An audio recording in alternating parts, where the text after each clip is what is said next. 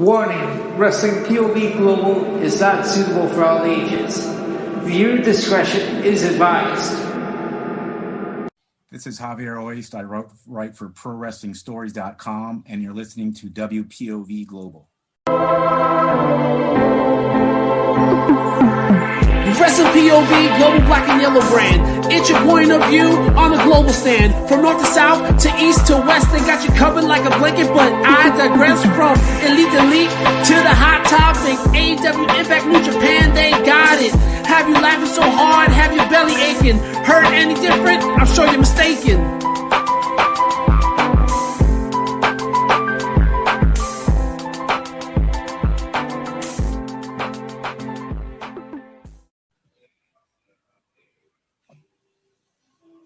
Hey fans, welcome both. Let's try that again. Hey fans, welcome to another edition of WPOV Global. I'm your host, Legend T. James Logan. With me, my co-hosts with the mostests. We're talking about the Lone Wolf, Andy Anderson. Andy. Pleasure as always. And the gentleman, Elio Canella. Elio. It's great to be here. Well, you know what, guys? We have a bit of an odd show for me to cover. I was saying to the guys, this was how great it was. I was headed home, ready to say, what was it tonight? Fight for the Fallen, I believe. Fight for the Fallen. Fight for the Fallen. So I'm all excited for Fight for the Fallen. I can't tell you, and I'm honestly, we're going to talk about this. I wasn't too happy or excited to see Nick Gage. I'm going to find out from you guys what this dude's all about on a national level. So I get home, I have a bucket of Korean chicken, some rice. I'm all set to go.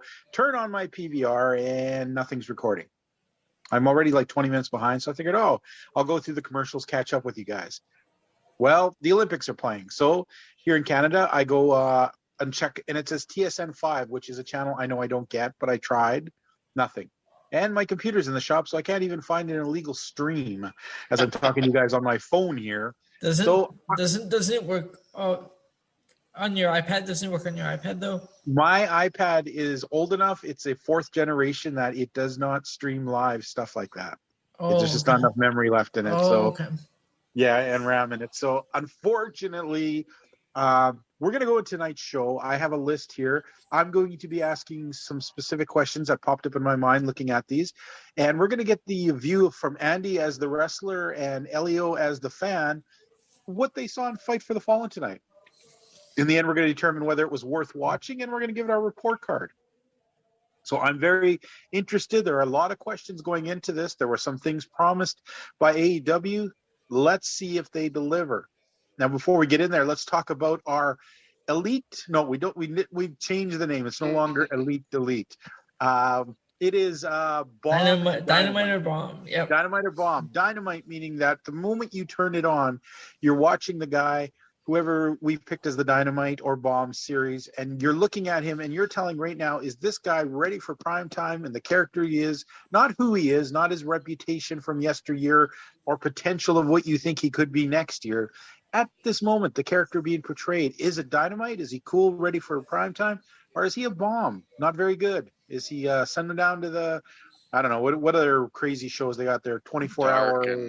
Dark and Elevation. Dark, I believe, is still running at this moment, yesterday's episode. Yeah. They haven't told anybody yet that the cameras have stopped. All right. So this week, who do we have listed as Bomb or Dynamite? Wheeler Yuta. Wheeler Yuta. Okay, Wheeler Yuta is a guy that I have seen in the last year floating around the independents. We've seen him a bit in ROH. I've seen him in smaller things. A guy with a good size, an interestingly different look. However, he's been thrown at us for the last 2 weeks on AEW Dynamite. And have you got a chance yet, Andy? I know you missed some of the stuff, but you saw him last week. Do you have enough of an opinion yet to where do you see this guy right now, from your opinion? Oh, you know what? I'll give the benefit of the doubt and say, because I think I only seen him once, and I don't have a lot. But I will say this, because I mean, we talk about first impressions. I know, you're big on first impressions. Yeah. He didn't really do anything for me. Like, he didn't stand out. It was just another guy. Maybe maybe to see a little bit more, I'd be open to changing my mind. But I remember for whoever it was that I saw the first time when I saw him. Oh, who did he fight? It wasn't Darby Allin. It was the week before. Sammy Guevara. Sammy Guevara. Sammy Guevara, yeah. Yeah, he was okay, but like nothing standoutish and not, like, nothing that they don't already have. Okay, and I got to ask you, because we talk about first impressions, I did find his gear quite indie-rific. Did you think that maybe he just didn't look like he was wearing like a wrestler ready for the big league sort of deal? I don't even remember. So I mean, the fact that doesn't stand out, probably not a good sign. Yeah. Okay. Fair enough. So we have one vote for Bomb. How about you, Elio? Okay, so like Andy said, he only saw him once. I saw both weeks, Sammy Guevara and Darby Allin. While the matches were good, nothing really stood out to me. I'm gonna go with Bomb, and also they just brought this guy in like they with the best friends, and they never explained the connection there. So that's right there. Okay. And other than that, I'm going with Bomb because they really didn't explain anything. If you really want to stand out, get away from the best friends, like I've said on the past episodes, and just go on your own. Right. Now I'm going to say, we talk about that first impression look. I did like the fact he was tall. I'm sorry, in AEW, there are not a lot of guys who are legitimately tall guys. When you see Christian, and Christian is like one of the biggest guys on your roster, you start to understand, well, maybe AEW is not the land of the giants. But Wheeler Yuta, he was taller. I'll give him that. He had an interesting face, very different. His gear, however, yikes, not good. He really did look like a trainee that they're giving a chance to instead of a guy who's trying to make a polished debut. They did.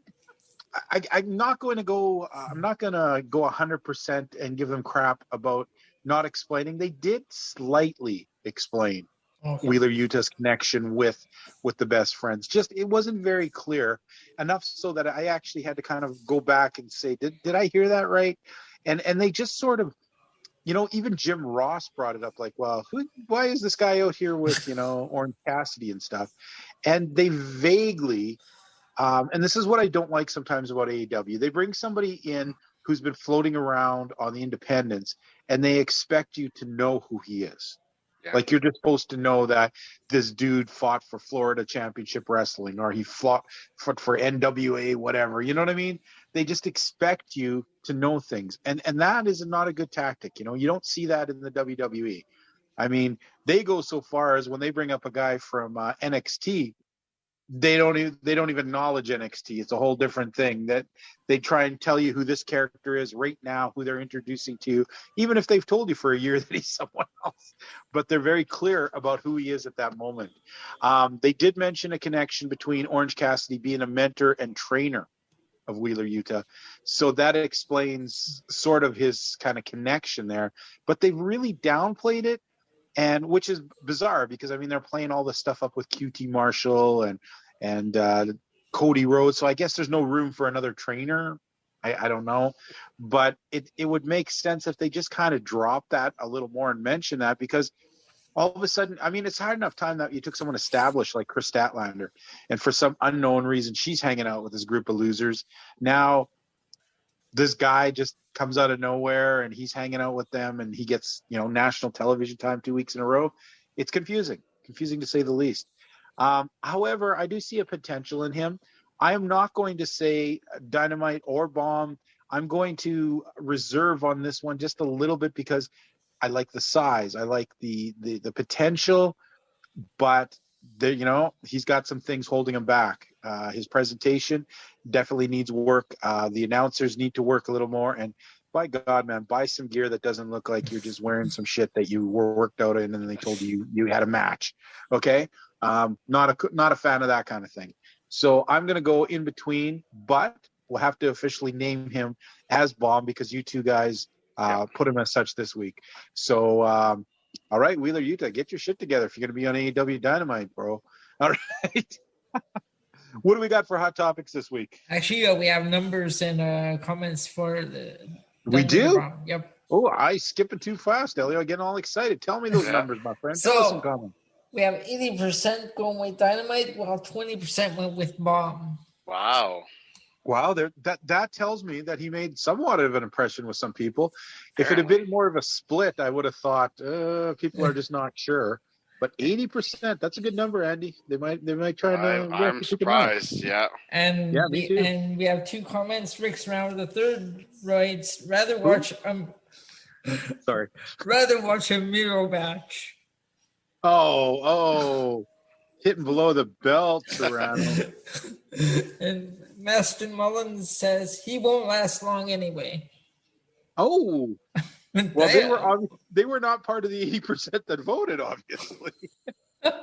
Andy, why is it in the wrestling world that those with the negative ones are the ones who talk loudest and the most? I think that's a reflection of society in general, not just wrestling. Yeah, sadly true. We've talked about this many times. Yeah.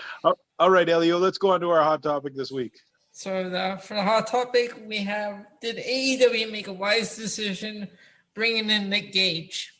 Now, I want you guys to answer this question as if you had not seen what you saw tonight. I wanted to go on the first impressions when he got revealed, and from what we've heard about this guy and the things we know. For myself, I saw the dark side of the ring thing. I've heard nothing but terrible things about this guy. And the worst part is he doesn't seem to give a crap about all the negative press. And I guess in some ways that probably makes him a big anti-hero with the deathmatch community and those sort of things. I struggle enough when we see this kind of garbage happening on AEW. So why are they bringing in the biggest garbage collector, in my opinion? I was not. First of all, too, when he came out, did you guys notice he's extremely short? He didn't look impressive. He looked like what did Jim Cornette say? He looked like a meth head that just rolled out of a dumpster with a pizza cutter. This 5'9" meth head with terrible clothing. There was nothing that drew me to him. There was nothing that made me think. Like, seriously, if I didn't saw any of that stuff and they had just come out and said, it's Nick Gage, I would have been like, who? Yeah. Who? I don't even see it, right? Yeah, guys, I've got to ask your opinion. When Nick Gage came out, Elio, he comes out, they say Nick Gage, the things what were you thinking at that moment? I was thinking, AEW, what are you doing? Why are you bringing this guy in? You know his history, his past and everything he's done, all the crazy matches he's had, the death matches. And after seeing Dark Side of the Ring, not a fan. Okay. I really don't like these death matches, and I don't like Nick Gage.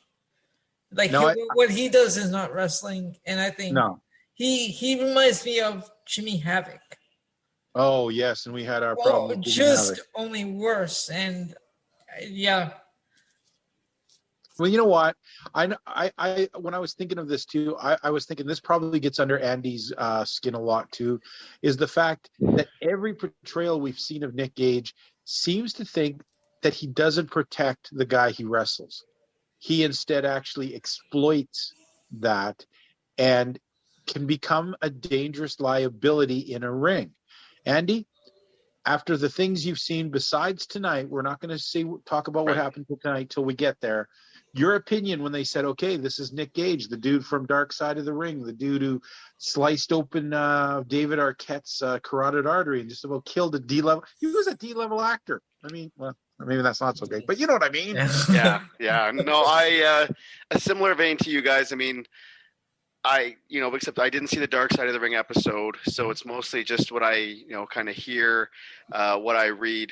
There was nothing beneficial, nothing really positive. So for me to hear that, it was kind of just like the groan. I'm like, okay, well, I guess they're trying to capitalize on Dark Side of the Ring and whatever little bit of like quasi celebrity, infamy he's got from Dark Side of the Ring and anything else to try and, maybe bring in some more people. So, I mean, I'll be curious to see how the numbers are, but I've got my own thoughts on this whole Labors of Jericho thing anyways, but it wasn't anything that, made me want to tune and go, oh, okay, I want to see what this guy's all about. Like, I've read enough and heard enough that I'm like, okay, well, I mean, I'm going to watch it because, we have to review the show, but it didn't pique my curiosity, didn't pique my interest, and it was more just the groan. Like I said, it was just okay. Yeah. We're going for the cheap pop here, essentially. Well, the one thing I'll give them credit for is, okay, so he does this 5 labors of Jericho thing, right? And the first one is Sean Spears, right? So I got to admit, it was slightly surprising that the next person up wasn't a member of his group, of the Pinnacle. It was sort of like, it kind of seemed like that was the way they were going with I was actually guessing, which Pinnacle guy's next? And so it was cool that it was someone else. But Nick Gage, and I've kind of investigated a lot and see what people's theories and wonderings why. It seems a lot of people are thinking this directly has to do with Jon Moxley. And the reason being, Jon Moxley and Nick Gage have a long history together as friend and combatants in CZW, and that this, in fact, could be a move to parlay Nick Gage into a match with Jon Moxley, a hardcore match coming up. We all know that Moxley, despite the man being a talented wrestler, seems to kind of love to get into this deathmatch garbage crap. He likes to do it, and I don't know if he's trying to elevate Nick Gage to his level, or he's trying to elevate himself maybe more so by taking on and that's another thing too. Jericho. My God, Chris Jericho is fighting this guy. Of all the guys you pick on the roster, you think Jericho would be the last guy to get into this match with this dude. And then it makes you think, okay, Chris Jericho, how old is this dude now, man? He's got to be close to 50. Okay, so 51 years old. Yeah. Yep. So he's equating himself in a way to Hercules. He's created these 5 things that are going to come out and are going to make him look like the biggest badass. At least that's the design of it. It may not work that way. Yeah. But isn't that what he's trying to tell us? That he's above everyone else, kind of, because he's taken on everything. And then throw in the infamous Nick Gage. It just seems like a bit of a weird ego stroke that all of a sudden Chris Jericho wants on his record book that he fought and beat Nick Gage. Yeah. And you've seen this, haven't you? There. You've seen this, Andy. You've seen the veterans who still have a lot of stroke using said stroke to even kind of puff up themselves when they're beyond that. Yeah. So that's what that reeks to me, and I hate to say it. I mean, Chris Jericho still is a tremendous performer, but that's kind of what this reeks of. And we'll see as the night goes on, as we talk more about that match. You guys will have to fill me in for what you saw.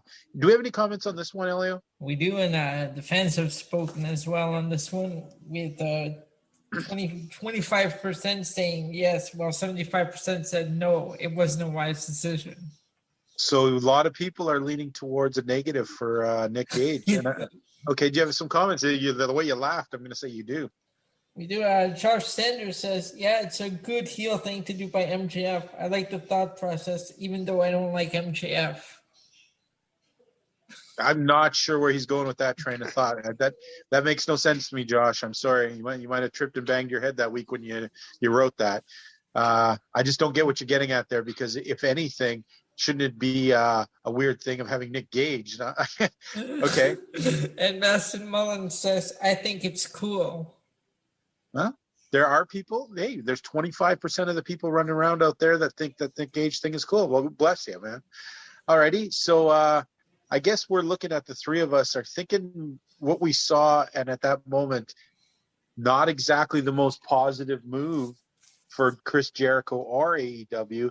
I mean, you got to think that Nick Gage is loving this. I mean, the dude's on national television, for God's sake, right? Yeah. I want to question, though, Andy. I want to question, and Elio here, the idea here, if they're just trying to parlay on the fact that Nick Gage appeared on Dark Side of the Ring, and they're trying to move forward with that, then why on earth did they not do that with Brian Pillman Jr., who also had a great big rub with his father being on an episode recently, but they just kind of sloughed that off and didn't really do much with it. And that was a much more positive story. Yeah. I don't know. I don't know what a lot of AEW's thinking is. I mean, I'm not a fan of the armchair quarterback and the armchair booker, and they have whatever they have backstage and whoever's doing whatever back there. But I don't know. Maybe they don't feel that Brian Pillman Jr. was ready yet, which is fair. Yeah.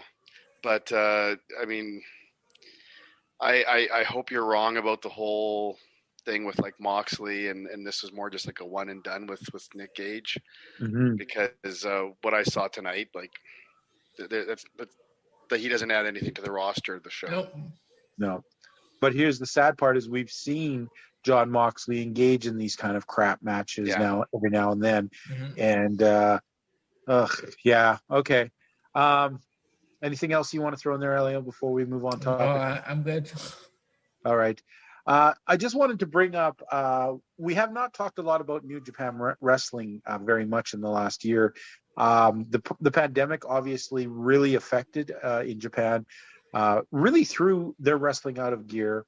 Then we had Will Ospreay becoming their champion and then getting injured shortly thereafter and being put out for a long time, so much so they had to strip the belt, which is never a good thing, stripping your belt. Look at poor Finn Balor. I mean, he had a one-night reign and then he's gone. It's a tough thing, and it's a tough thing on a company. You build a guy up to that degree and then they can't perform because of injury. Not their fault, but I mean, it really threw that into a wrench. And then all these kind of problems with New Japan. New Japan had been at this kind of threshold where it had been really spreading, really going further, to the point where you look at like the G1, a thing that was like only the hardcores watch the G1. Me and Elio started watching 3 or 4 years ago, and every year we'd watch it, and every year they were making it more and more accessible to the English-speaking audience members. It was becoming a thing where, you know what? Even those weird-ass matches that they had in a gymnasium during this thing were being shown and being translated. And it became a thing where it really was a cool thing to watch New Japan expanding. However, the COVID and some key injuries and all sorts of things really put them back here. And it's been a really tumultuous year in New Japan. The status of their championship, we enjoy the fact, I know me and Ellie are big fans of Shingo Takagi. Him winning the belt, pretty cool. However, what they're going through right now, some of the top guys are sick. They don't have their full rosters. And then because they've expanded to a point, and I know, Andy, you've seen this in companies before, where you're okay doing a couple shows a month. But then all of a sudden you take that step you start expanding to where you're doing a whole bunch of shows. But then what happens when you can't fulfill all those shows, where a bunch of stuff happens, and then you've spread yourself and you've put too much money in, and you have to put the show on, knowing full well the show is not going to draw the money to really cover the show, but more of a disaster if you pulled out of those shows. So it becomes a really big mess. That's what we were looking at with New Japan. They had to cancel so many shows. And then, I mean, if you look at their schedule right now, they've got Korakuen Hall booked for like the next month and a half straight, like massive amounts of matches. And all these matches are meaningless because they're the same matches continuously with a small roster. Right. Now, AEW, of course, and New Japan will tell you they're doing this. Well, they won't tell you why, but it seems like the reason is because they're trying to make money. You know, they have to. This was a big thing. But how can the average fan, I mean, even if we were in a crazy wrestling towns here, after the pandemic, do you see yourself, Andy, if you're like the hardcore wrestling fan, do you see yourself going twice a week and paying $50 a shot twice a week for the next 2 months when people are barely working as it is? I mean, this is a lot to ask for from the New Japan fans. I think people are going to have to, pick their spots. I don't know if it's kind of like cannibalizing your own product or not. Yeah. Yeah, I mean, but Japan's a different market, so it's tough to say, but it doesn't, on the surface, it doesn't seem like a wise move. Like, yeah, but you made the point. Like, sorry, go ahead. Yeah. Go ahead. No, go ahead. No, go ahead. You were about to say the problem. Well, the problem here is when you make yourself a perception of being big and then having to step back, especially in Japanese culture, which we know is very image driven. Yeah. Image driven. So for you to step back like that is a tremendous blow to your ego and to your look. I think it would have been disastrous in the eyes of New Japan, who, we know New Japan, but there's a whole bunch of companies. It's not just New Japan in Japan. There's a lot of other companies there. And while we may not see them, for them to have to step back and look like their competitors is sort of, for them, very humiliating. Yeah, it's a black eye. Yeah, you've pushed yourself too big. You've inflated yourself as the toughest guy on the block, and then you're turning around and there's 27 bullies lining up to kick your ass. Yeah. So you got to fight them because you know what? You made yourself that way, right? Yeah. It seems like it makes me concerned because we've enjoyed New Japan for so long. We've watched the struggle this year. This could be a bad tipping scale. This could be the part where they fall back too far, and where all that momentum that they've built, where they just become another All Japan or Big Pro or whatever other, they're just now another indie guys showing you half-ass stuff, right? And that's scary. On the flip side, you look at their Corrigan Hall things, and they're booking the same freaking matches for the next twice a week for the next month and a half. Those matches are hard to get through, especially if they're 10-man and 8-man matches. Oh yeah, and that's their formula, right? To promote stuff. So, I mean, here's the thing: is maybe like we watch the G1. Okay, when the G1 comes on, that's a hell of a lot of wrestling cramped into 3 weeks. Okay, but every card is different, right? I mean, sure, you're going to get those the undercard things, the 6-man, the 8-man, 10-man matches, maybe a special tag team match, but mostly it's a different tournament matchup every night, which can be interesting because you're going to get guys who are tag team partners, you're going to get guys in factions, guys who hate each other anyways. That's interesting. But when you're fighting the same cards, pretty much the same matches for 3 weeks straight, twice a week in one building, ouch. Yeah. That's a hard thing. And it's even harder if you're paying only your $20 a month to watch New Japan. You're not going to watch that 2 or 3 times in a row. Yeah.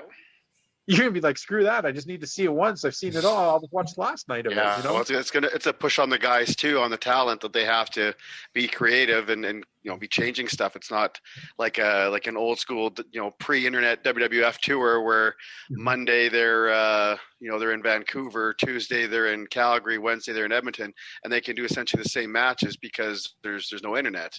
Yeah. They got to change stuff up. I mean, that's one of the things. I never got to wrestle there, but I don't know if they still do them or not. But when they used to do like the tournaments in Germany, they had, the same group of guys, and they wrestled whatever it was, like 15, 20, 30 nights in a row. And it was on them to constantly, which was good as you're learning, right? Because it's forcing you to think and to challenge yourself to be different and to go one step further. But with something like this, I don't know. I mean, obviously it's going to challenge the guys, but will the people buy into it when they're not used to that? I don't know. Well, it's, these multi-big tournaments all have a payoff, right? True. And this doesn't. I mean, this is just another week of New Japan, you know what I mean?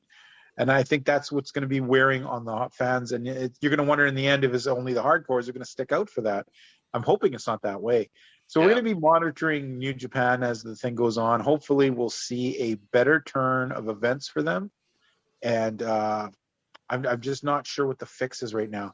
One of the big problems, too, is Kota Ibushi right now is out with some asphyxiation problem. He, doing the research on it, it's something that happens when you accidentally swallow food and aspire on it. And somehow he's out for a while with this. It's a terrible thing, and it's to the point where he might even have to be on ventilation for a while to help breathe. So that's one of your biggest dudes. That's like losing Hulk Hogan when Hulkamania is running rampant, towards stuff.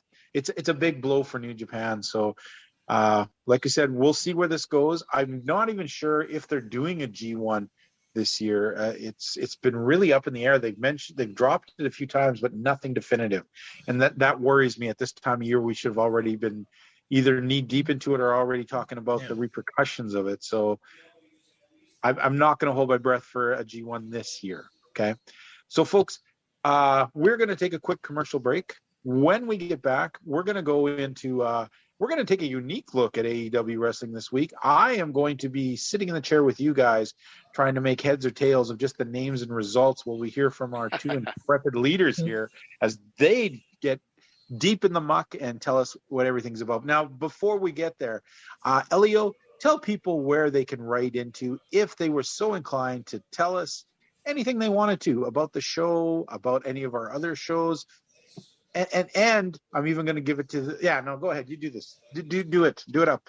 Okay, so you can write to us on Facebook at Wrestling POV Podcast, Instagram at Wrestling POV1, and Twitter on Wrestling POV. Excellent. You know, we are one of many shows here on the Wrestling POV Network. We are WPOV Global, featuring me, the legend, featuring the Lone Wolf Andy Anderson, and the gentleman Elio Canella. What we do is we talk a lot of AEW. We take apart the AEW Dynamite show. We talk as much as we can about independent wrestling. And we also try and bring up topics that are sensitive to indie wrestling going on right now. Hopefully the topic is big enough that we can discuss it, and hopefully we can get you guys involved in that conversation. You'll find us every Thursday. We also have part of our network, WPOV Wrestling, featuring Tony Diaz, Clay Cummings, and Rick Serrano III. It is a humorous look and a very expansive look at the WWE week going ons there, including a lot of fun games and things they like to play there. Keep an eye on that. You'll find that show every Saturday. After every major pay-per-view, we also do a thing called Aftermath, where some of us, who knows, maybe it'll be Elio and Andy, maybe it'll be Rick and whoever's available who's watched the show will go on to line. They will tell you what they saw. They'll break down that whole pay-per-view, tell you if it was worth watching. And you'll also have WPOV Quarantine. The Quarantine shows appears every Wednesday. It is a look at all the different facets of wrestling from various points of view. It is a Zoom-based show featuring me, Andy, and Elio, where we get together with, maybe it's a wrestler, a young wrestler, maybe it's a veteran, maybe it's a legend, maybe it's a journalist, maybe it's a manager, who knows. We get together with a lot of different people and we talk a lot of different concepts and history and all sorts of things pertaining to professional wrestling. Just recently, we had on a very fun and interesting topic where we had on a current veteran wrestler and a historian. And we talk some cool stuff all about the dynamic of faces and heels, but we did mostly heels this time. We got a face episode coming up, but it's not just like, we like to bring up so-and-so was, a great face. But not only that, not only will we tell you why, but we'll take the time to look at history at some of these people, the impact they had, and then how does those sort of psychology work today? And where does that stuff go forward? And that's what I find very interesting, to get so many different views from so many different people about the state of wrestling and the current look at what's going on right now. So check out WPOV Quarantine. Like I said, that's another show. You can find these shows if you're not to whatever network you're probably listening to. I can't guess. I'm not the psychic. I tried. My head blew up. Instead, you can find us on iTunes, iHeartRadio, Spotify, TuneIn, and Podbean. And who knows, wherever, like Andy says, wherever half-ass crap, no, wherever good podcasts are found, you'll find us. Now, Andy, I hate to do this to you, buddy. Uh-oh. I know you were excited. You wanted to push the T-shirt this week, but I got on the phone, okay? No. Let me just we are talking about the Honky Tonk Man. There he is. Geez. So I'm going to have to cut you, Andy, and I'm going to have to go to Honky Tonk Man. And Honky Tonk, you sell us some T-shirts, baby. Well, you know something, baby. The Honky Tonk Man loves to sing and dance like the Honky Tonk Man can.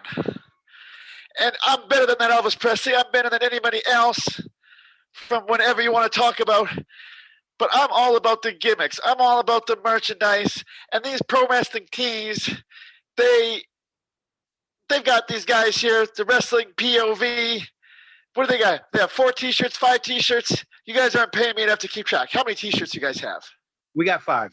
We got 5 T-shirts. 1, 2, 3, 4, 5. 5 T-shirts, $19.95. Get one, but make sure you buy a shirt from the Honky Tonk Man as well, because the Honky Tonk Man is the greatest intercontinental champion of all time. That's all Go I'm dye going your to hair, say. Honky. You guys aren't paying me enough to be doing this. You guys aren't paying me enough to be doing this. We're not paying it all, Honky. Thank you very much. Folks, that was the Honky Tonk Man. That guy has been trying to get money out of me for so long, but not as bad as Virgil. So at least we know he's got some morals. Hey, this is Big Bad Boris from PWO Wrestling and Clandestine Society, and you're watching WPOV Global. All right, folks, we are back. Let's take a look at AEW Dynamite's Fight for the Fallen. And I'm curious, especially the main event, what all the falling is all about. But I'm going to go through my list here, see the breakdown. I'm going to ask you guys how these matches, what you got out of them. The first match, of course, was Adam Page, Evil Uno, John Silver, Alex Reynolds, and Stu Grayson versus Kenny Omega, the Young Bucks, and the Good Brothers. Why don't we start off with Andy this week? Andy, what was this a good match? Tell me about it. I know the Elite won, so Kenny Omega wins with one wing angel and pins Adam Page. Ouch. Yes. Okay. Well, you're losing to the champ. That's not the worst thing in the world. Kind of what we touched on earlier, just to clarify here. I also thought my show was being recorded, so that when I turned on my TV, I joined this match probably about maybe 2/3, 3/4 of the way through. Mm-hmm. Okay. Joined in progress. So, but you know what? And I normally say this about these types of matches. Once you kind of get like the 3-on-3, 4-on-4, 5-on-5, I check my brain in at the door, and I have fun with it. And from what I saw with this, it was pretty fun. It was good to see the Dark Order in there with with the Elite. What are we calling them? The Elite Squad. Elite. Yeah, the Elite. I was happy to see my buddy John Silver there back in action. From what I saw of him, he looked really strong before getting eliminated. So that was cool to see. It was cool to hear the live crowd very much behind him. Okay. And this is one of those ones, where I said way back when that I thought this guy had some potential. And I think, the people now that we have the live crowds back, we're hearing that, we're seeing that. So that was good to see. In the end, would it have been nice to see the Dark Order sneak a victory somehow? Sure. But, I get that, the heels going over and you still, you got the champ making the pin in the end. So that was, it was what it was. But it was, for what I saw, it was fun and entertaining. I liked it. And you didn't have a problem with I get the champ taking the pin, but being pinned by the guy who's his current chase, having, Adam Page taking the pin, that wasn't, well, it was a elimination style though, right? Yeah. And there was, it took so much to beat him down to pin him. Mm-hmm. It was like the double team, triple team, and he kept kicking out. Like there was a lot of false finishes before the one-winged angel. It wasn't like just he hit that and that was it. There was so much that, he was okay. Okay, all right, Elio. As a fan perspective, what did you see getting out of this whole match? Yeah, this wasn't a bad match. I had fun with this match. That suplex that Reynolds did off the top rope wasn't bad. I think that one spot with the basketball. Oh yes, let's talk about that. I had to go rewind it, and I couldn't because I accidentally switched channels. So once you switch, you can't rewind or fast forward. So when the guys came out. They came out. It was almost like kind of like Space Jam. It was Space Jam 2. It was Space Jam 2. Yeah. And so at one point, and here this is I'm glad you brought this up, Elio. So who did they have on the outside? Was it John? No, it was Page. It was Adam Page. And they were going to do their Meltzer driver or whatever, but the one dude was going to jump from the top rope onto and they were going to spike him on the floor. But they brought out a basketball net. And then Kenny Omega had this. So I guess the idea was he was going to have the basketball, jump off the top rope, slam the basketball, and then kind of follow through and then slam Page down with the Meltzer driver. But as he came down, he didn't. He missed the basket. So it looked brutal. The crowd crapped on him. And then what bothered me afterwards was, and I think we talked about this in the group chat, like, he went and picked up the ball and then, did the little slam dunk and goes, that's what it was supposed to look like. I mean, and as a heel, you're okay. You can kind of get away with that. But to me, that was just like very indie level. I was joking on the group chat saying it's like, well, that's like me jumping off, having an opponent on the mat, jumping off and kind of trying to do a flip or something like that, and then land on him and get up and go, that was supposed to be a 450, and then cover him. Okay. Like, it just, you know what? It's. I almost want to say, like, to me, one way or another, that wouldn't happen in WWE. Okay. Can I counter that with one thing? Sure. How about Kenta?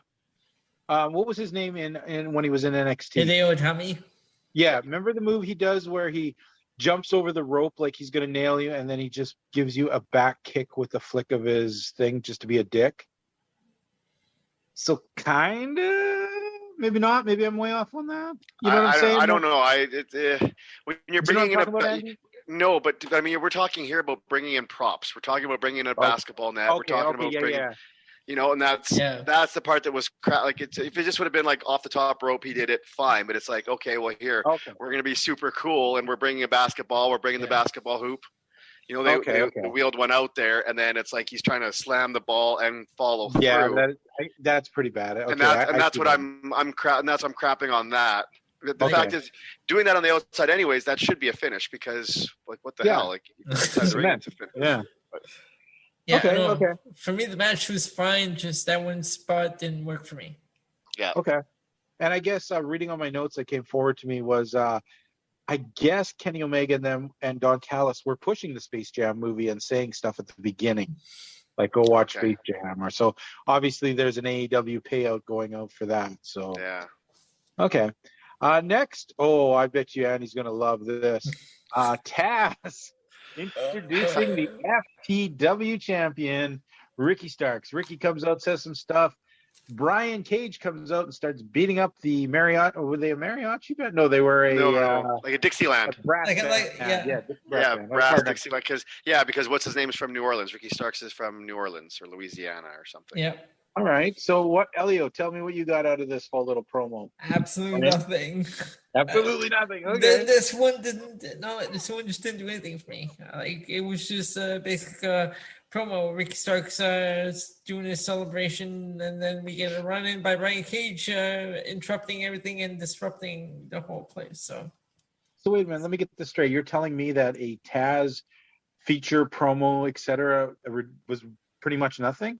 Wow, that's a surprise. Okay, Andy, did you get I don't have much to add on to that, because that's pretty much what it was.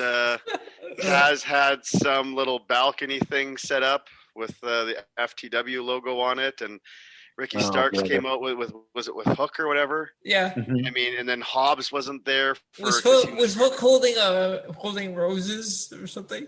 Well, yeah, because when Ricky Starks was walking out, one of the girls or somebody gave him the bouquet of flowers. Oh, okay. And then he kissed. They had the one girl that was like the plant, and he kissed the one girl, and then he came in and he gave the flowers to Hook, and and the Starks talking and stuff was good, but overall, like it didn't really do much. Do you ever feel like he's the only real talented guy in that whole group? Yes. Definitely. Marketable? Yeah. I mean, Brian Cage should be, but he's just a meathead.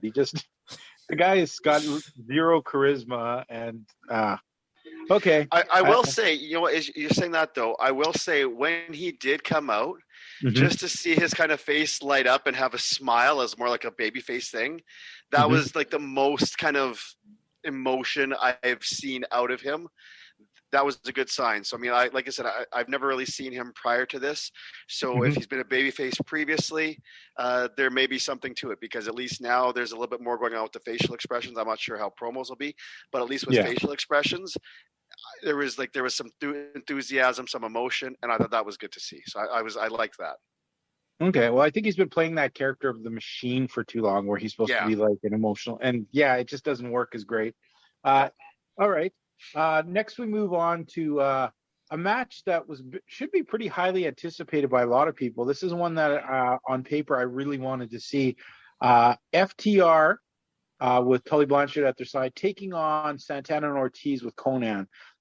This is a match a long time in the making. I mean, these teams have been colliding in some form of another, albeit never a tag team match. Finally, we get this. Elio, was this match worth the wait? This match, it wasn't bad. I enjoyed parts of this match. Okay, but was it a blowaway match that we've been kind of hoping? It wasn't a blowaway match I think we were all expecting, but and that finish with I think it was a small package, just a roll up. Well, no, he hit him with like a brain buster or something, and then brain buster, and then the brain buster, But and I can touch on that as to what. So was it Wheeler or whatever hurt himself outside the ring? Yeah. Which I kind of missed it, but what I had caught, at least what I believe I caught, because I didn't go back and watch it again, but right near the end, whoever it was, so was it Dax and Ortiz? Okay, so they're on the top turnbuckle, and I'm pretty sure I distinctly heard the referee say, "We got to get out of here." So meaning it's like we need to go home like right now. And then so they did the superplex, which they tried to turn into a small package, but then it looks like as they were trying to do it, they kind of rolled over. So the ref, couldn't make the count. He started the count, then had to stop it. And I think that's, so that was, I think people are kind of like, well, what the hell? And then it was basically Dax did like a little baseball slide, and then came back with like a brain buster, and then all of a sudden, like that was the pin, that was it. So I think that was, kind of anticlimactic, and people are kind of like, what the hell? But my best take on it was, with the injury there, maybe them not knowing what was going on, they got the orders from the back, like, go home right now. They tried to off the superplex, it didn't work, so they had to come up with something quick, which. It was a finish. It was a means to the end. But based on like you said, all the hype and everything, is that what people were expecting? But with the injury and stuff, I think they should be able to find a way to come back and do it again and kind of deliver. I think what we're expecting. Now, looking at what was reported, it looked like that Wheeler stuck his arm between the turnbuckle pad and the metal part and cut himself on something there. Oh, wow. That's what it looked, from a little bit. And they said it was a severely deep cut. Yeah. And so, okay, so then Andy, in your opinion, that happens in a match. Should the match just be stopped, or should they do that, go rush and try and make some kind of finish and then take him off to the back? How do you see that? To me, my school of thought is, that's part of working, that's part of being a professional, is you have to go home. It's like, okay, like go home right now. It's one thing if they say, okay, he's hurt, we need you guys to stretch it out. That that could just as easy as happen, where it's like, okay, well, the partner's getting taken out on a stretcher, he's getting wheeled away or carried out. I mean, even with Raw the other night, we caught, or at least I caught, with Tamina and Natalya. Yeah. And Natalya buggered up her ankle or whatever, and she had to roll out. And so obviously, they've got to change things, and it's, you got to go home quick. And that's even way back in the day when you're doing like tryout matches, dark matches, or you're doing enhancement matches. Something, not necessarily even an injury, something comes up where you're told, okay, you guys have 5 minutes curtain to curtain, and you've got a match essentially planned out, and you get out there, the bell rings, and all of a sudden the referee says, okay, you've got 2 minutes. Yeah. Well, you're not going to just go, oh, well, we need to stop the match. Well, no, you have to make it work. And that's part of the job. And so that's what they had to do here. And, I'm not crapping on the finish, because I know it's a difficult thing. And, they got out of it, which is what they had to do. Okay. Fair enough. All right, looks like we got a bunch. Oh, okay. Skimming through my notes here. All right. Tony Schiavone comes out, talks about Rampage. In the back, we see Alex Marvez talking to Darby Allin and Sting. Dun dun dun. Was this now? Is that sarcasm or is this just sort of like? No. It was very short, very sweet.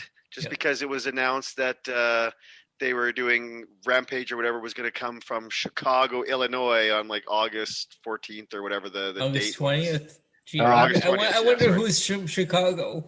And that was the whole, best in the world. Yeah, and it said, it's and that was the whole thing, was dropping the line of, it's a good place to prove yourself, even if you're the best in the world. Right. So that's all that is Gilbert was. still alive? Dwayne Gilbert, is that dude still alive? I don't know. Probably. Isn't he the best? Isn't he the best in the? Anyways. All right. Next we go to Hikuleo versus Lance Archer. Now I'm slightly interested in this. I know that me and Elio all last year saw him quite a bit, teaming mostly with Gorillas of Destiny. Never saw him ever in a singles match. So I'm curious, which one of you guys wants to go on this one first? Elio, go ahead, because you're more familiar. Hey, so this was for me, it looked like this was a pretty even match. The beginning, they were trying to it looked like they were trying to choke slam each other. But we saw Haku out there.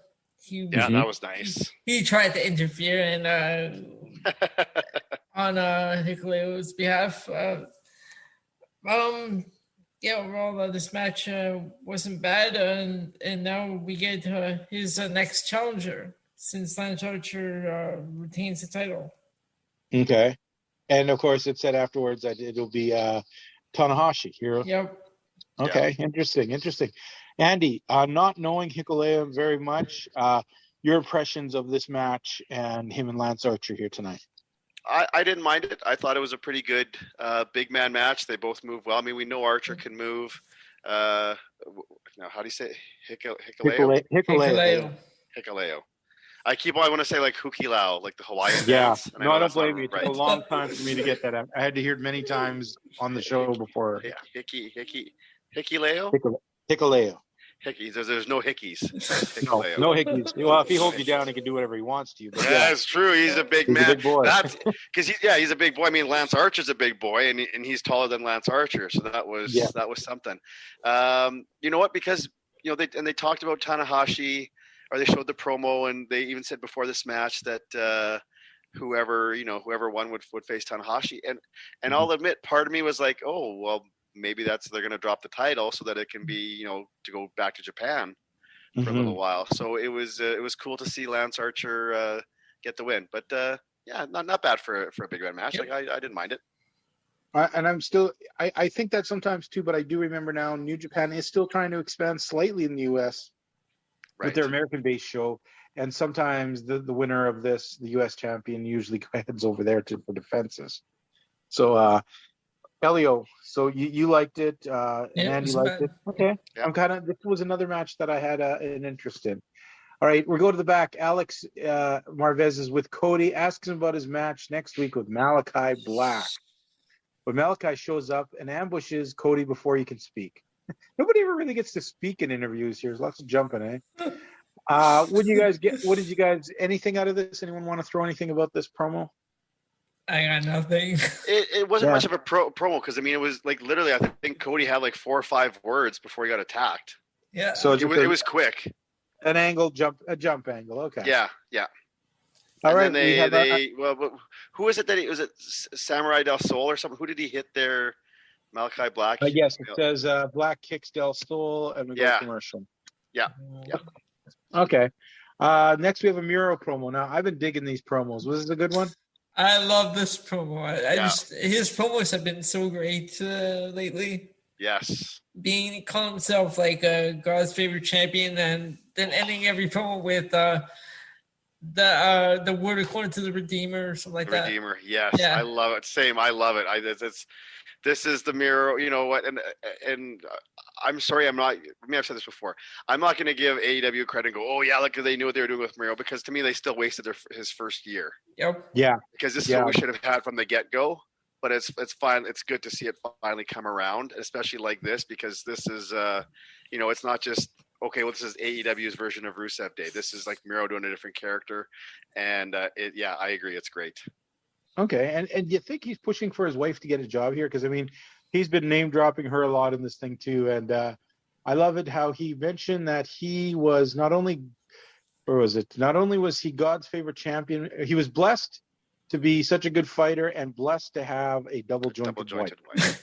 It's the twofold thing, right? Because I think the push has to be there to bring her in. Yeah. But even if they're not going to, even just him mentioning it, that's one of those things where it's like, okay, people are gonna be like, okay, well maybe she's gonna show up, maybe she's gonna. It's still fodder, it's still conversation fodder. Okay.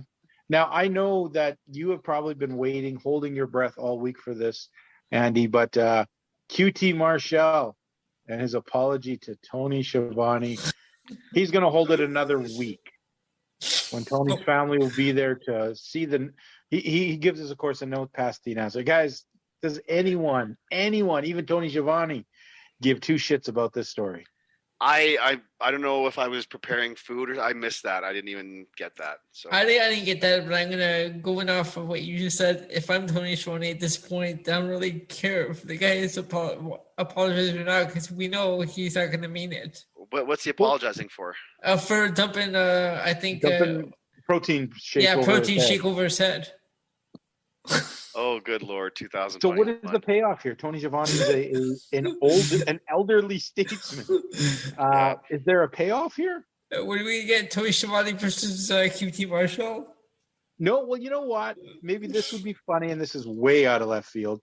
But I heard some buzz on the internet. People were saying, well, maybe this is the setup for QT Marshall versus Britt Baker. Britt Baker is always in there defending Tony Schiavone. Lord. Yes, I don't think anyone wants to see that. No, you know what? And I mean, I could be wrong here. Where I would say, okay, well, maybe that's possible, is if she wasn't the champion. Yeah, she's got enough to do. If she's, like if she had lost the title, and that was like a short little program or like something, maybe. But it to me, it shouldn't be when she's the champ. Okay, that's fair enough. All right, next up we have Private Party and Angelico versus the Jurassic Express and Christian Cage. Jurassic Express, Christian Cage getting the win, but then out of the audience, Christian gets attacked by Blade with brass knuckles. Why don't we start with you, Andy, this match? You know what? Again, I didn't think it was a bad match. The multi-man matches, and maybe that's a poor crutch or excuse for me to say. It's I usually check my brain in at the door once I start getting into 6-man, 8-man, whatever. But I thought Christian looked good. I thought Jungle Boy looked good. Luchasaurus, I don't think he looked bad. I don't think he looked bad. No, he looked horrendous. And Private Party and Angelico, they were kind of more just the fodder there for the end. It was a relatively competitive match, but I mean, again, not in doubt. Okay. So, what did you think, Elio? Yeah, for me, it wasn't a bad match.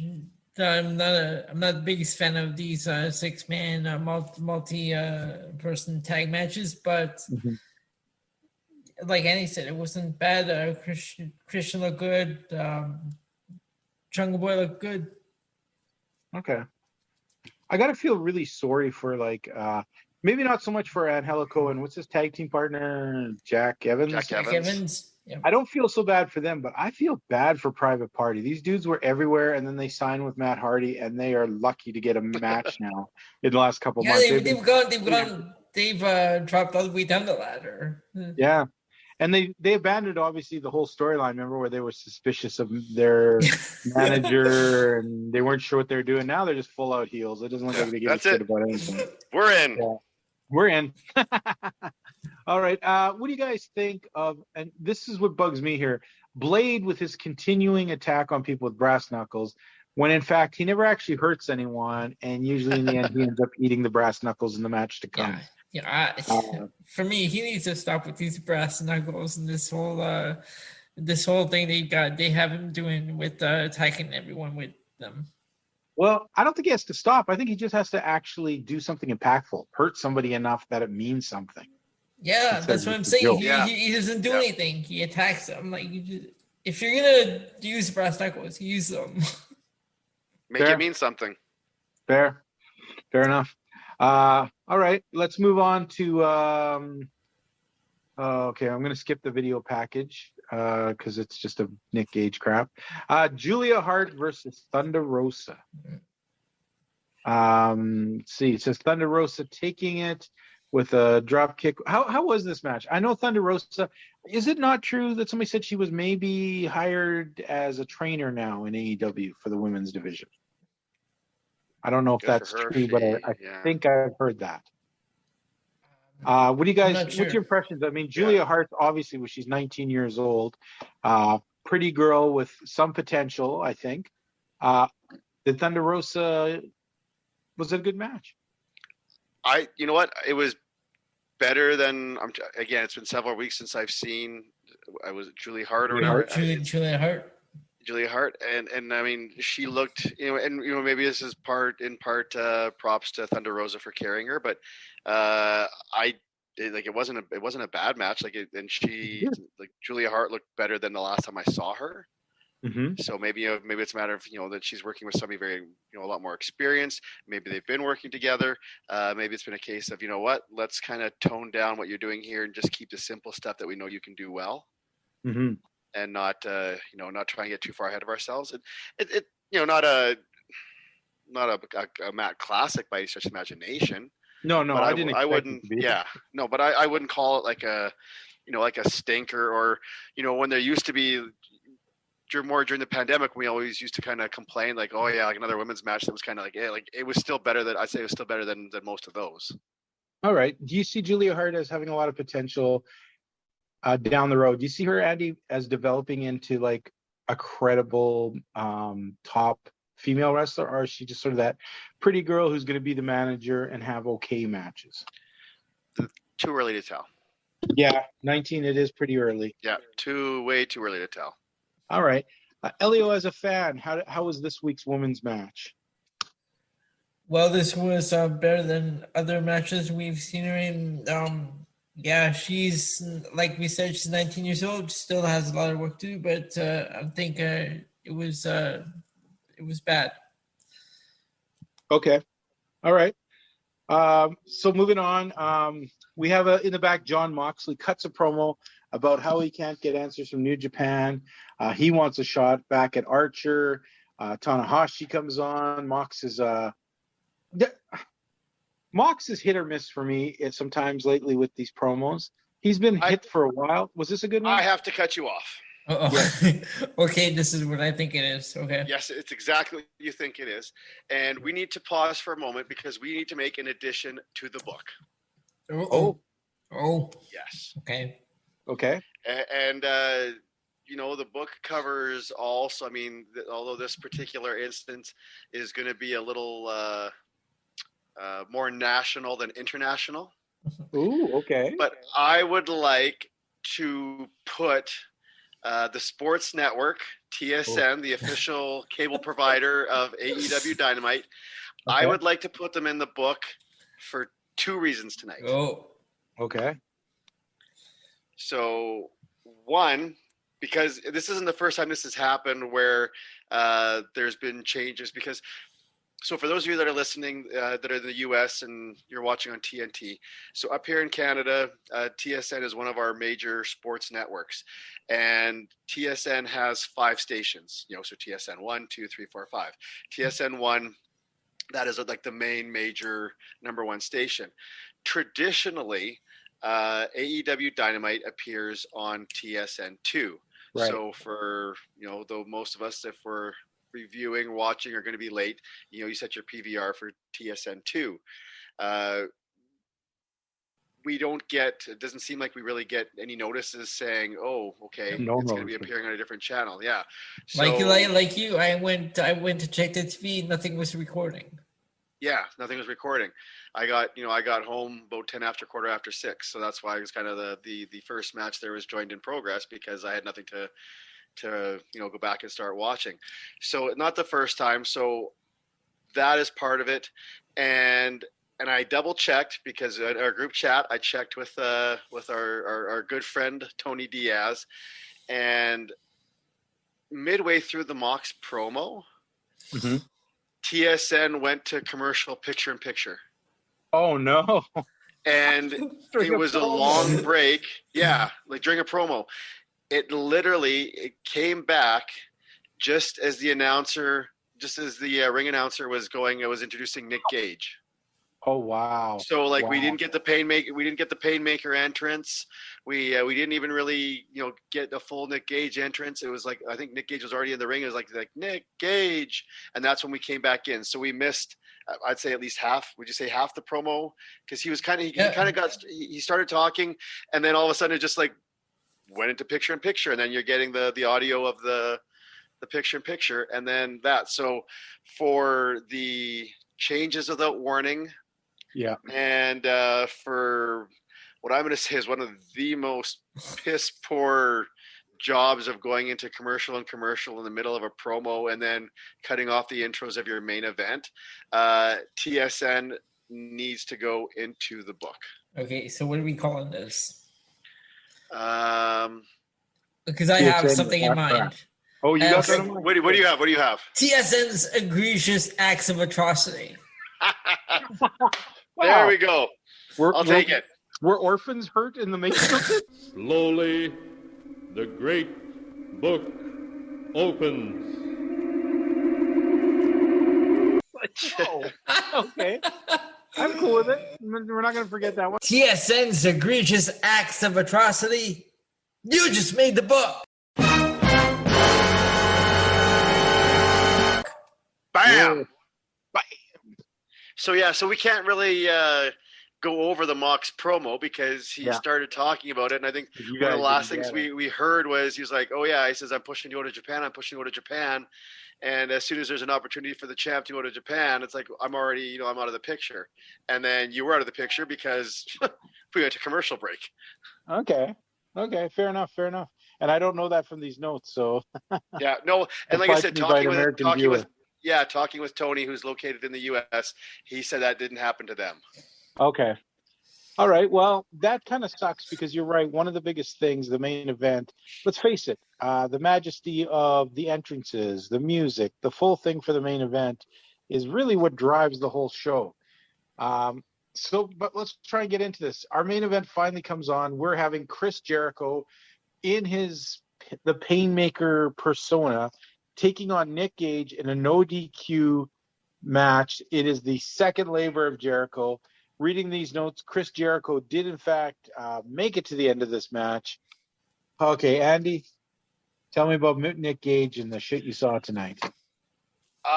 Within the first, 2-3 minutes, I wasn't impressed with his ring presence, the way he carried himself. What did you say Jim Cornette said he looked like? What did he say? A meth head who crawled out of a dumpster? A meth head who crawled out of a dumpster. I will, adjust that slightly. Okay. And I will say if Gollum from Lords of the Ring became a meth head and crawled out of a dumpster, that's who he looks like. Oh, Andy. Bazinga. Yeah, and it wasn't even like a death match thing for me. It just, I don't know. There was just nothing there for me with him. I guess he's coming more on the presence and the reputation preceding him. Yeah, definitely. So it's like you knew that it was fine. I mean, Jericho took some of the light bulbs and whatnot, but light bulbs. Oh Jesus. Yeah, whatever the light beams. The light, yeah. What are they called? Yeah, the light beams the that he pulled. Like the long tube, the fluorescent tube, the flash. Yeah. But like Nick Gage is going through the glass and some other stuff. He cut Jericho right off the get-go, right before they were locking up. He had the pizza cutter and kind of, slashed Jericho's arm and kind of cut him there. But then, and I said this, I don't know if I said this about WWE, but maybe AEW, but there was a couple times where they were really glorifying the Nick Gage using the pizza cutter on Jericho's head, and he already had some blood. But then when you watch it, I mean, it's tough here because we're not on Zoom, so people aren't going to see it. But if you go back and watch, he's holding it at an angle, so like the handle's kind of like this, so the wheel's not really touching Jericho's head, or it's not digging in. So he's going back and forth like this. Mm-hmm. But like nothing, and then even when he pulls it away, like if you look on the pizza cutter, there's no blood on the pizza cutter. It's that old type of thing, sometimes where the guys are bleeding and the opponents have the white tape and they're punching, like Triple H or something's like punching the guy in the head, and then he pulls away and the tape is still all white. Yeah, he's not really punching the guy. At least you'll drive your hand in there, grind it in there, so at least there's when you pull out, there's some blood. Yeah. Okay. But so that kind of thing kind of detracted it for me, and not that I'm hardcore and I don't, I wouldn't want Jericho to be in this anyways and getting all cut up, but it just, when you've got this image coming with you and you're doing all this other stuff, to me, it's like, look, if you're going to like half-ass that, just don't do it. Yeah. Why bother? Right. It's kind of like, earlier talking about the slam dunk. Like if it's not going to not be perfect, it's not going to work out, don't do it.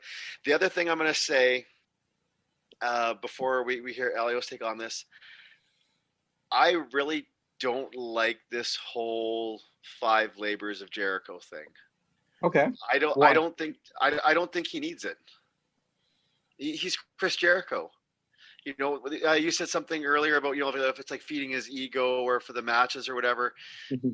Maybe that's part of it, but I honestly, I would rather see Sammy Guevara getting built up with this. I would rather even, I'd rather see Jake Hager getting a rub off of this rather than seeing Jericho having to go through.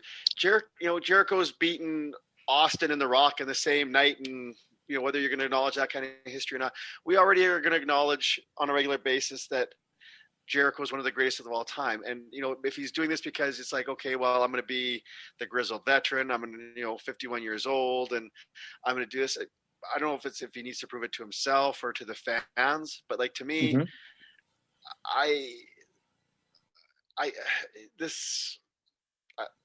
what is this doing for the rest of the inner circle?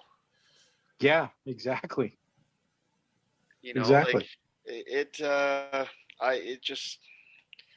And that's what I was alluding to at the start of the show. I'm not a fan of this because I don't think Chris Jericho needs this.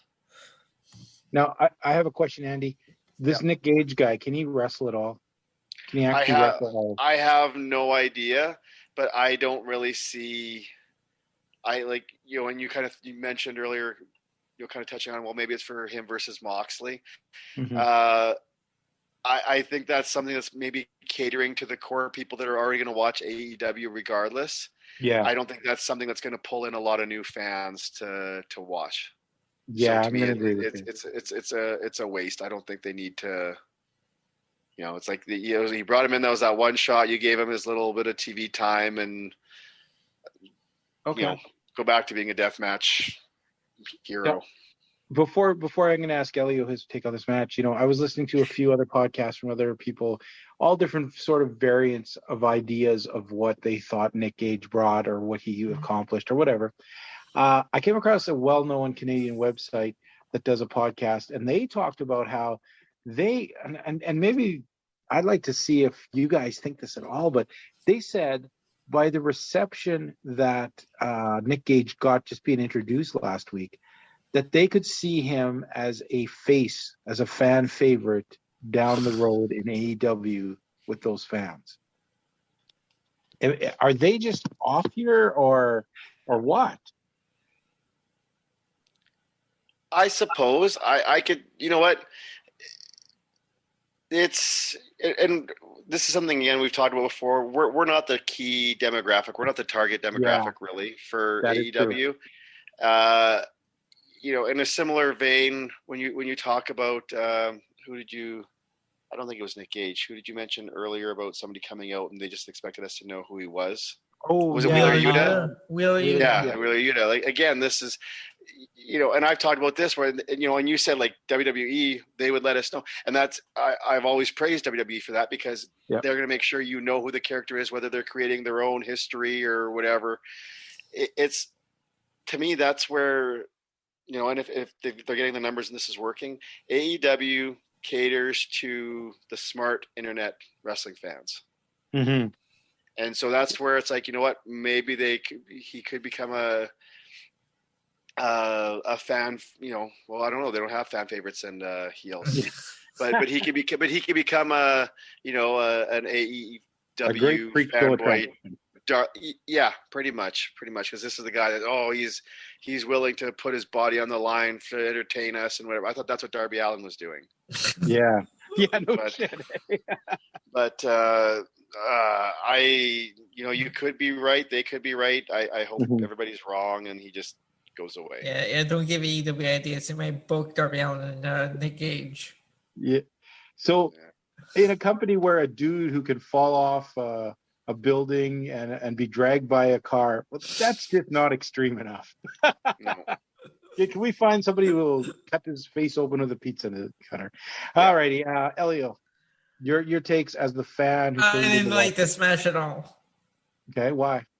Just Nick Gage. Okay, now we already went over this at the beginning of the show. I'm just not a fan of this these death matches, and for me, there's really no talent in what he does. Okay. So you just saw him for kind of just a bad sideshow he was. Yeah, I'm not a fan. All right. So guys, let's put on our thinking caps. It's time to rate this on our report card rating. We're going to start with Elio. Elio, what grade are you giving this week's show?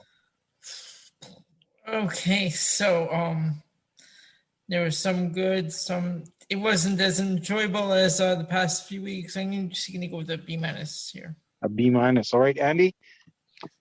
And I haven't, I've kind of been away and haven't seen a lot, but in my head, the B- was my first thought as well, because some stuff to me, the typical of AEW gets my head shaking. But overall, it a solid show. Okay. Solid, enjoyable, a fun show for me. Like it went by reasonably fast. Excellent. All right. Well, there you have it. A B- as our card for this week. The Fight for the Fallen. Interesting stuff. Nick Gage. Oh man, I'm not sure where that's going, but I'm sure by tomorrow when I pick up my computer, I can log on, go back and watch the show and see exactly what I missed here. But wow, let's see where this goes. Little bit of rumors about obviously CM Punk being bantied around a little bit there, and they didn't really touch on it, but they've been talking about Daniel Bryan also is might be rumored to be making an appearance when they hit the Arthur Ashe Stadium in New York. So interesting things to come. Now, folks, we want to thank you for tuning in this week. You know what, Andy? I want you to give us the best Stampede Wrestling goodbye that's in you that you can give this week. In the meantime, and in between time, that's it. Another edition of WPOV Global. Bye-bye now.